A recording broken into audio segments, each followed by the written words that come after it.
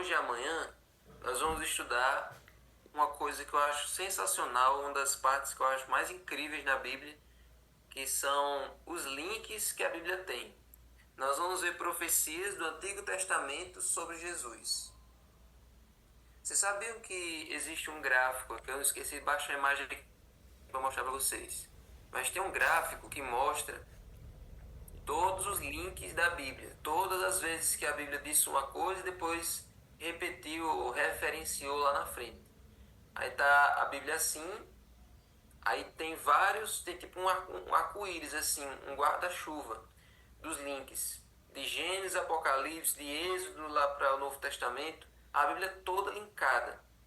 É uma chuva de links, chuva de referências. Isso querendo dizer o quanto a Bíblia é unida, o quanto a Bíblia ela é uma só e ela não se contradiz. Pelo contrário, ela se complementa, ela o tempo todo ela faz essas referências, mostrando o quanto o Espírito Santo guiou, o quanto o Espírito Santo dirigiu a escrita da Bíblia. E com relação a Jesus, não é diferente. O Antigo Testamento, em várias partes, dá testemunho de Jesus. O Antigo Testamento faz várias profecias, é, várias predições de como seria o ministério de Jesus, como é que ele iria atuar, de que maneira ele iria nascer, de que maneira ele iria morrer. Tudo estava profetizado, tudo tinha sido predito. Por exemplo, você vê a cidade em que Jesus ia nascer, né, lá em Miqueias 5:2, Belém Efrata. Em Oséias 11:1 diz para onde José e Maria deveriam fugir, que eles deviam ir para o Egito e depois de um tempo deveriam voltar. Em Isaías 61:1 e 2 mostra o ministério de Jesus, o que é que ele deveria fazer. O Espírito do Senhor está sobre mim, porque ele me ungiu para pregar as boas novas aos pobres, pregar a liberdade aos oprimidos, aos cativos, e apregoar o ano aceitável do Senhor. Inclusive Jesus lê esse trecho lá em Lucas. Depois nós vemos a maneira como seria a entrada triunfal de Jesus em Jerusalém, lá em Zacarias 9:9, que ele ia entrar montado numa jumenta. Então Jesus, sabendo dessa profecia, ele já mandou os discípulos separarem o jumentinho para ele entrar desse jeito, e todo mundo ia receber ele daquele jeito triunfal, como um rei, como um Messias. Enfim, essas são algumas profecias que nós podemos ver em outros evangelhos. E no Evangelho de João? Quais são as profecias do Antigo Testamento que a gente encontra no Evangelho de João? Primeira coisa, antes nós vemos essas referências. Por que Jesus ele fazia questão de cumprir essas profecias, né, de trazer essas referências para a sua vida? Por que Jesus confirmava a autoridade das Escrituras? Será que os líderes religiosos não acreditavam na Bíblia? Claro que acreditavam. A Bíblia deles era o Antigo Testamento. Eles liam a Bíblia todo dia. Acontece que eles não tinham o sentido de pegar aquelas profecias, de pegar aquilo que eles estavam lendo e aplicar para Jesus. Porque como a gente sempre diz aqui, o que é que eles esperavam que o Messias fosse?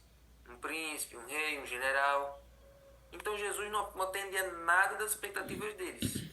Então todas as profecias que de alguma forma apontavam para Jesus, do jeito que ele estava, do jeito que ele era, eles desconsideravam. Então as profecias que diziam que ele seria um servo sofredor, que ele seria um homem um pregador, que seria alguém simples, então essas profecias não interessavam para eles. As que interessavam eram as profecias do conquistador, do homem estadista, que seria o libertador, que ia tirar eles dos romanos, enfim. Então eles só consideravam as profecias que eles queriam. Eles só consideravam as partes que eram mais interessantes para eles. Isso não é muito diferente do que as pessoas fazem hoje, né? Só leem as partes agradáveis da Bíblia, só leem as partes que eles gostam, as partes que não envolvem assim se arrepender, negócio de achar o pecado uma coisa nojenta. O pecado é muito bom. Então vamos pegar as partes da Bíblia que não condenam o pecado, essas partes que são agradáveis, essas partes que dá para todo mundo aceitar. Então hoje não é diferente do pessoal daquele tempo. Eles só queriam a parte que não envolvesse mudança de vida. Então Jesus, ele reafirmou verdades importantes do Antigo Testamento. Ele reafirmou conceitos importantíssimos sobre quem ele era, para mostrar para eles que não importava quão duro fossem os corações deles, eles precisavam conhecer a verdade. Eles precisavam entender que eles estavam lidando com o Filho de Deus e não com um homem qualquer. E que esse Filho de Deus, ele veio como Salvador e Salvador do mundo. E para nos libertar, não do jugo dos romanos, mas para libertar do jugo do pecado. E o pecado eles precisavam ter a noção de que o pecado não prestava, para então eles aceitarem ele como Salvador. Da mesma maneira é hoje. Jesus só pode ser o seu Salvador se você entender que o pecado não presta. Enquanto você gosta do pecado, Jesus não pode ser o seu Salvador. Ele não pode ser o seu advogado.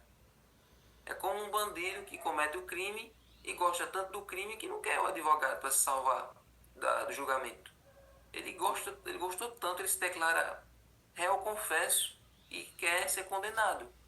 Então, quando você quer ser salvo, quando você entendeu que o seu pecado não presta, aí sim você chama Jesus como seu advogado. Mas enfim, vamos para as profecias que estão aqui na terça-feira.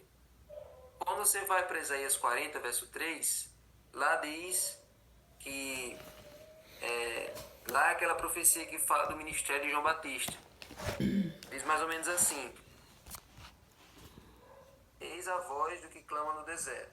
Uma voz clama: no deserto preparem o caminho do Senhor, no ermo façam uma estrada reta para o nosso Deus.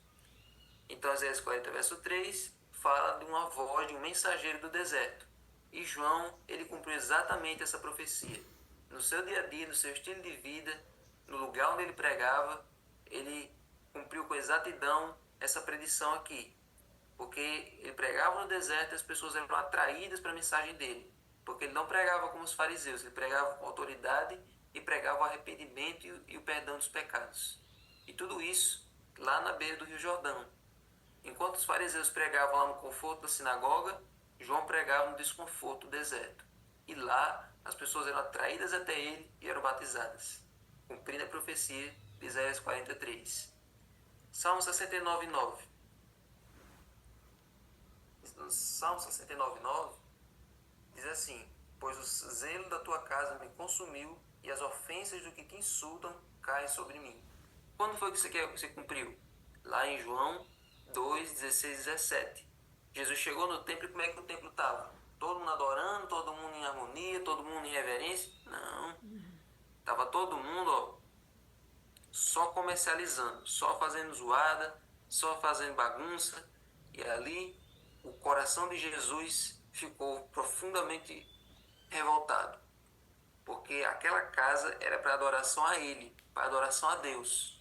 E estava todo mundo adorando dinheiro. Estava todo mundo prestando atenção em outras coisas, menos focar na adoração a Deus. E Jesus tem esse mesmo sentimento quando ele vai visitar as igrejas, quando Jesus olha em cada igreja e vê as pessoas conversando qualquer outra coisa, vê as pessoas envolvidas com qualquer outra atividade, menos prestar atenção na música, olhar para o telão, prestar atenção na mensagem. Tem pessoas que quando saem do culto já vão falar de qualquer outra coisa, não comentam: gente, esse sermão foi tão bom, essa mensagem eu precisava ouvir hoje. As pessoas não dizem isso. As pessoas vão comentar da roupa do outro, vão comentar da novela, da série, e não prestam atenção na mensagem. E aí, isso revolta o coração de Deus, da mesma maneira que revoltou o coração de Jesus. Agora vamos ver outra profecia. Jeremias 2, 3. Jeremias, capítulo 2, verso 13. Jeremias 2, 13 diz assim: porque o meu povo cometeu dois males. Abandonaram a mim, a fonte de água viva, e cavaram cisternas rachadas ou cisternas rotas, que não retêm as águas. Então, essa profecia se cumpriu onde? Em João 7,38. Em João 7,38, Jesus se apresentou para o povo e disse: olha, eu sou a água viva. Quem vier a mim, dele fluirá rios de água viva. Então, Deus é essa fonte. Mas as pessoas insistem em fazer o quê? Cavar cisternas, cavar poços para elas mesmas. E cisternas rachadas, cisternas, como diz aqui,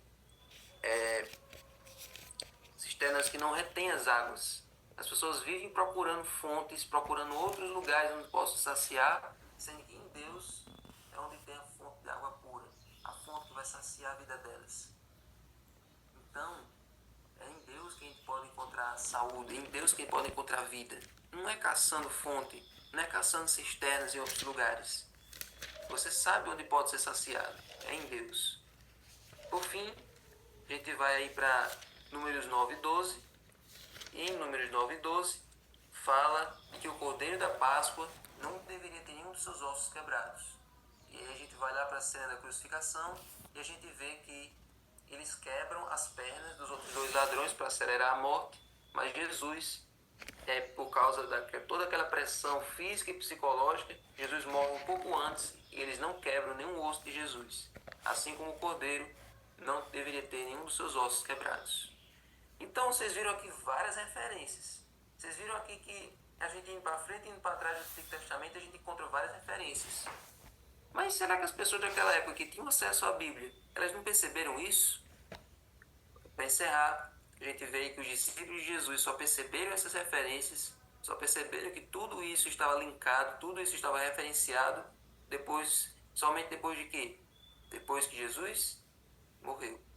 Depois Jesus morreu, ressuscitou e apareceu de novo para eles, aí Jesus teve que dizer, olha, vocês viram minha vida, vocês viram o que aconteceu? Pois é, tudo isso já tinha sido dito pelos profetas.